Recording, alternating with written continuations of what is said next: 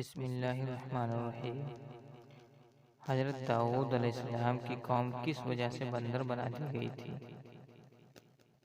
حضرت داؤد علیہ السلام کی قوم 70,000 آدمی عقبہ کے پاس سمندر کے کنارے ایلا نام کے ایک گاؤں میں رہتے تھے۔ یہ لوگ بڑی شان شوکت اور سکون کی زندگی بسر کرتے تھے۔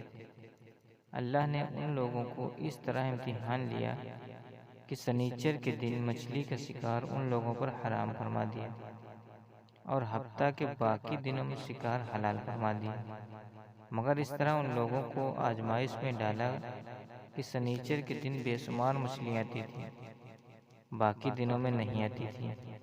تو شیطان نے ان لوگوں کو راستہ بتا دیا کہ سمندر سے کچھ نالیاں نکال کر سوکھی جگہ میں کچھ حوض بنا لو، اور جب سنیچر کے دن ان نالیوں کے ذریعے مچھلیاں حوض میں آ جائیں تو نالیوں کا منہ بند کر لو اور اس دن شکار نہ کرو، بلکہ دوسرے دن آسانی کے ساتھ ان مچھلیوں کو پکڑ لو۔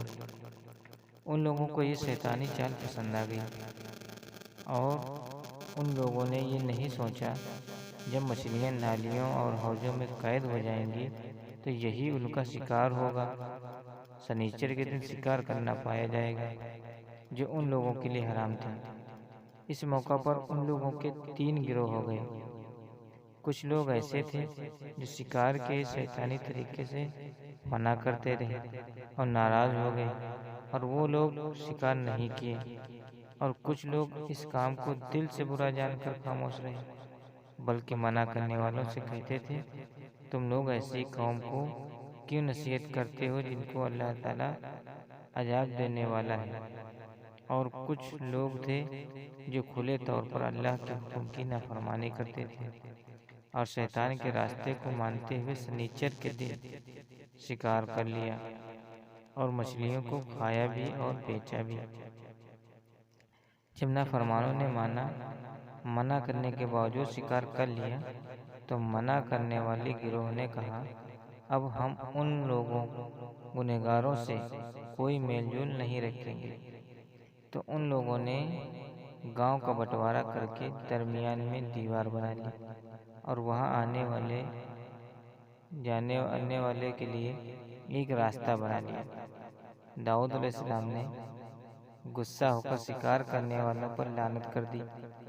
اس کا اثر یہ ہوا کہ ایک دن اس میں سے کوئی باہر نہیں نکلا۔ انہیں دیکھنے کے لیے کچھ لوگ دیوار پر چڑھ گئے تو کیا دیکھتے ہیں کہ سب کے سب شکل بندروں کی طرح ہو گئی۔